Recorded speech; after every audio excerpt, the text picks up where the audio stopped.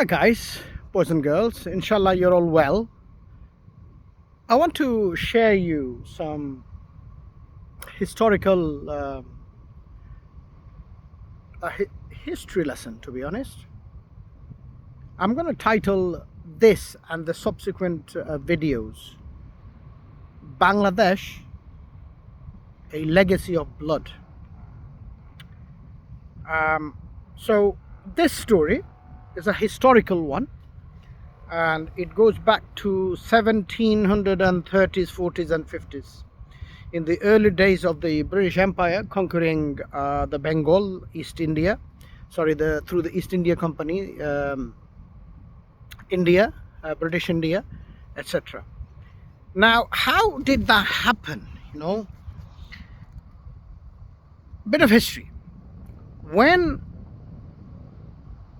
British East India Company established a foothold in the Bengal area, they were thwarted by the Nawab of Bengal, Nawab Siraj-ud-Daulah.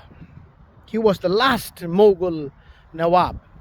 Now, Bengal at that time, that region, and I'm not talking about Bangladesh. Bangladesh came very recently.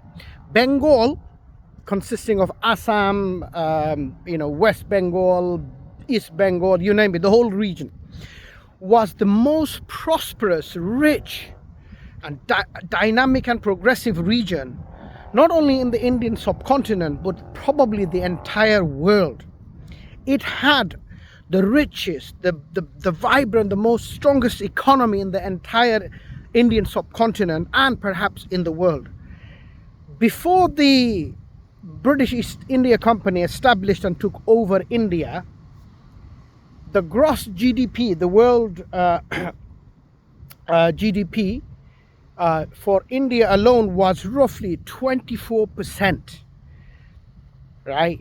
24% of the entire world was being produced by Bengal and the India, And when the Brits left after the independence, when they gave independence to created India, Pakistan, Bangladesh, etc., the economy when they left was roughly 2 to 3%. About 200 years later, it became 2 to 3% after massive exploitation, usurpation of natural resources and importing goods from England, etc. Right? That decimated the entire economy. So with the wealth of Bengal, the British East India Company was able to take over the entire India. Now, let me get back to my point. Bengal, the jewel in the crown of the entire subcontinent, was ruled by Nawab Siraj-ud-Daulah, the last Mughal Nawab. They faced the British East Indian Company with an estimated armed forces of about 2,000 to 3,000 people. That's it. 2,000 to 3,000 people, maybe 10, 20 cannons. Okay? I think 900 of these guys were British, white, and the rest were Indian sepoys. Against Nawab Siraj-ud-Daulah's 30 to 50,000 armed forces. And I don't know, maybe several hundred cannons, etc., etc. The sad reality or the good reality, depends which perspective you look at. The British East India Company under Robert Clive, at the Battle of Plassey, they actually won.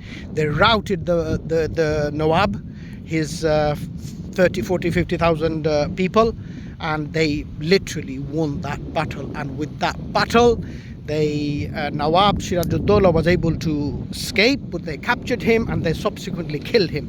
And the reason why 30 to 50,000 people got clobbered by just 2,000 to 3,000 people was simply because Nawab's general, 2-3 of his key general, including Mir Jafar, synonymous for treachery in the subcontinent, Mir Jafar, he sold out the Nawab. He did not give the order to fight. In fact, he gave contradictory orders to his soldiers. And not only him, there were other generals who literally connived with the British. They got bribed by the Brits. They were promised riches and the title of Nawab, and as a result they caused confusion within the ranks of the Nawab and the Muslim army, and they got routed by just 2,000 to 3,000 soldiers of the British Indian Company. Okay, that's how the British East India Company was able to take over the Bengal region.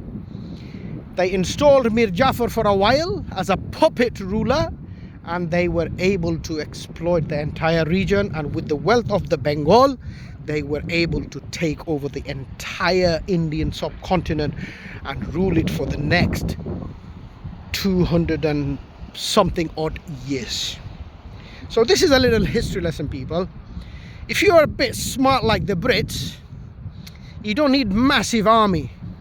You need a bit of wit, bit of deceit, bribery, all the tricks that you need to take over not only a small nation but the entire region and the subcontinent. And with the wealth of the subcontinent, the Brits were able to rule half of the world. So there you go. Battle of Plassey, Robert Clive, Nawab Siraj-ud-Daulah, and the traitor Mir Jafar. So this is the start of my short videos on Bangladesh, the legacy of blood. To be continued. If you got any comments, queries, if you want to chat about something, let me know. And in the meantime, enjoy this. Look where I am on the Welsh coast. Beautiful. Mumbles, one of the best places. Absolutely stunning, right? Whoa, beautiful, boys and girls. Look at that light. Wow. Okay, thank you.